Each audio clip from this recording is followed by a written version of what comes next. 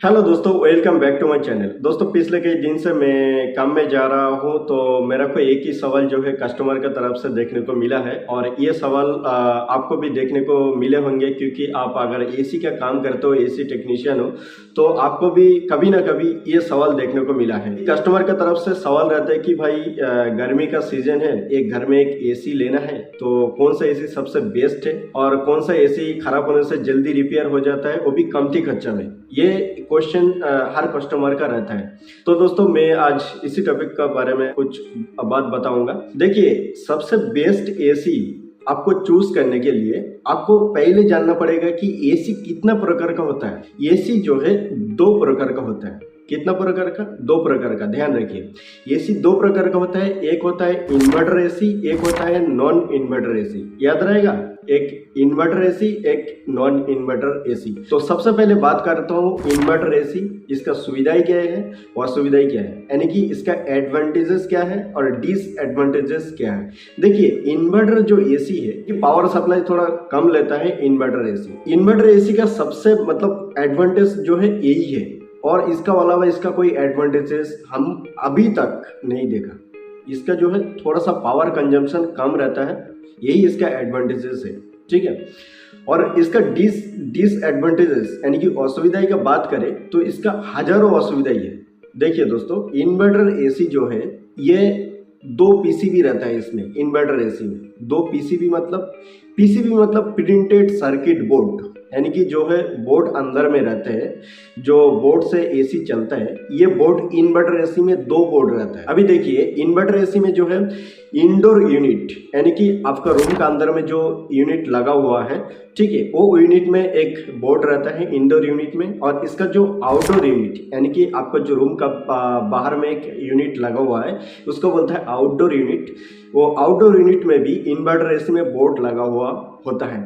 देखिए, inverter AC का जो इंडोर का बोर्ड है, वो बोर्ड अगर चूहा वगैरह घुस गया, ठीक है, बाई चांस चूहा वगैरह घुस गया, वायर काट दिया, वो अलग बात हो गया कि उस टाइम बोर्ड खराब हो गया, या फिर टेक्निकल इशू में ये इंडोर यूनिट का बोर्ड खराब हो गया, वो अलग बात है।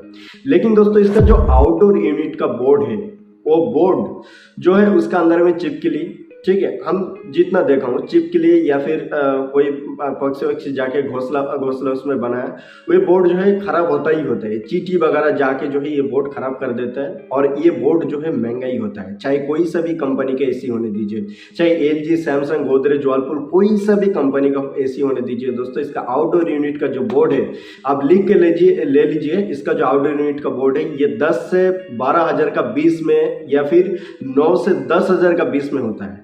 अगर बोलिए ये 9 से 10 हजार या फिर 10 से 12 हजार, कोई से भी हो, इसका जो ये अमाउंट कम किया है क्या?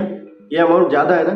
तो देखिए, आप एक एसी लिए, ठीक है, मान लीजिए आप एक इन्वर्टर एसी लिए, 6 महीना या फिर 7 महीने बाद किसी कारण से जो है आपका इन्वर्टर एसी का आउटडोर बोर्ड उड़ गया है और वो रिपेयर नहीं हो रहा है, तो उस टाइम क्या करना है आपको? एसी को फेंक देंगे उठा के? नहीं ना, आप बोर्ड मंगाएंगे।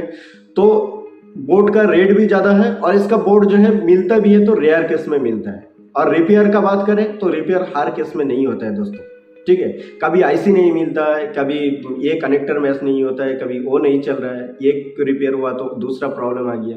तो यही है इन्वर्टर एसी का हालात, ठीक है। इन्वर्टर एसी में कभी रिकमेंड आपको नहीं करूंगा, क्योंकि इन्वर्टर एसी जो है बोर्ड एक बार खराब हो गया तो वो खराब ही हो गया, ठीक है। अगर चल गया तो चल गया, आपका किस्मत अच्छा है, वो चल गया तो चल गया, ठीक है। इन्वर्टर एसी का यही हालत है, ठीक है, आप समझ गए होंगे। नॉन इन्वर्टर एसी के बारे में एक बार बात कर लेता हूँ। देखिए, नॉन इन्वर्टर एसी जो है कोई सा भी कंपनी का, चाहे एलजी, सैमसंग, गोदरेज, कोई भी कंपनी का होने दीजिए। अब इतना तक समझिए कि नॉन इन्वर्टर एसी जो है आपका सुबह खराब हुआ तो शाम का अंदर में आप बना सकते हैं। कोई भी कंपनी का एसी होने दीजिए, आप लिख के ले लीजिए।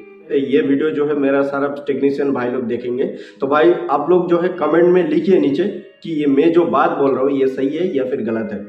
तो आप जब एसी लेंगे घर के लिए, या फिर आप आपका कस्टमर को जब रेकमेंड करेंगे एसी लेने के लिए, तो आप रेकमेंड करिए कि कोई सा भी कंपनी का एसी होने दीजिए, आप नॉन इन्वर्टर एसी लीजिए। नॉन इन्वर्टर एसी खराब होने से भी जल्दी रिपेयर हो जाता है, और इसका सामान मार्केट में अवेलेबल रहता है। ये भी बहुत बढ़िया एडवांटेजेस है दोस्तों, सामान मार्केट में अवेलेबल रहता है और इसका रेट भी कम रहता है, ठीक है। तो वही आपका कस्टमर पूछे थे ना कि कौन सा एसी जल्दी रिपेयर हो जाएगा, रेट भी कम रहेगा, तो आप बोलिए नॉन इन्वर्टर एसी लेने के लिए। तो यही है दोस्तों, आपको ये बात आपको शेयर करना था, ठीक है। तो दोस्तों वीडियो अच्छा लगे, जानकारी अच्छा लगे तो प्लीज़ लाइक जरूर कर दीजिएगा, चैनल में आए तो प्लीज़ सब्सक्राइब करके रखिए दोस्तों, प्लीज़ सब्सक्राइब करिए। तो चलिए दोस्तों, मिलते हैं किसी नए टॉपिक के साथ में, तब तक के लिए जय हिंद, वंदे मातरम।